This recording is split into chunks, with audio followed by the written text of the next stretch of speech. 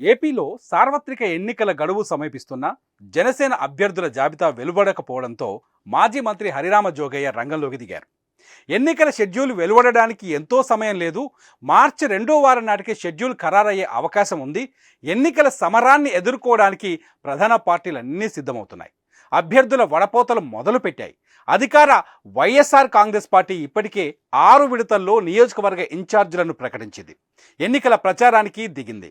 అటు తెలుగుదేశం, జనసేన పార్టీల కూటమి అభ్యర్థుల జాబితా ఇంకా ఖరారు కాలేదు. గజం కేవలం 500 రూపాయలతో 1210 గజాల భూమి కేవలం 6 లక్షలు మాత్రమే. సీట్ల పంపకాల వ్యవహారం ఇంకా కొలికి రాకపోవడంతో ఈ జాప్యం కొనసాగుతూ వస్తోంది. భారతీయ జనతా పార్టీ కూడా తమ కూటమిలో కలుపుకోవడానికి ప్రయత్నాలు జరుగుతున్న తరుణంలో అభ్యర్థుల జాబితాకు ఇంకా సమయం పట్టేలా ఉంది. ఈ పరిస్థితుల్లో కాపు నాయకుడు చేగొండి హరిరామ జోగయ్య మరోసారి తెర మీదకొచ్చారు. జనసేన అధినేత పవన్ కళ్యాణ్కు లేఖ రాశారు. వచ్చే సార్వత్రిక ఎన్నికలకు సంబంధించిన కొన్ని సూచనలు, సలహాలను ఇచ్చారు. ఏ లోక్సభ స్థానాల్లో జనసేన పోటీ చేయాల్సి ఉంటుందనేది వెల్లడించారు. జనసేన పార్టీ అభ్యర్థులు గెలవడానికి అవకాశం ఉన్న 7 లోక్సభ నియోజకవర్గాలను హరిరామ జోగయ్య సూచించారు. తెలుగుదేశం పార్టీతో సీట్ల పంపకాల్లో భాగంగా ఈ 7 స్థానాలను దక్కించుకోవాలని పేర్కొన్నారు.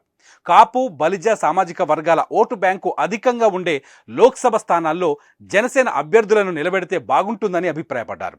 విజయనగరం, అనకాపల్లి, కాకినాడ, నర్సాపురం, మచిలీపట్నం, తిరుపతి, రాజంపేట లోక్సభల్లో పోటీ చేయాలని పవన్ కళ్యాణ్కు హరిరామ జోగయ్య సూచించారు. ఆయా స్థానాల్లో అభ్యర్థుల పేర్లను కూడా ప్రతిపాదించారు. విజయనగరం నుంచి గేదెల సీనుబాబు, అనకాపల్లి నుంచి కొనిదల నాగబాబుని గాని, బొలిశెట్టి సత్యనారాయణ గాని, కొనతాల రామకృష్ణ పేర్లను సూచించారు. కాకినాడ నుంచి సానా సతీష్, నర్సాపురం నుంచి మల్లినీడి తిరుమలరావు, మచిలీపట్నం నుంచి వల్లభనేని బాలశౌరి, తిరుపతి నుంచి వరప్రసాద్, రాజంపేట నుంచి ఎస్ బాలసుబ్రహ్మణ్యం పేర్లను అభ్యర్థులుగా ప్రకటించాలని సూచించారు. మరి ఇప్పుడు జనసేనాని ఏ నిర్ణయం తీసుకుంటారనేది ఆసక్తికరంగా మారింది.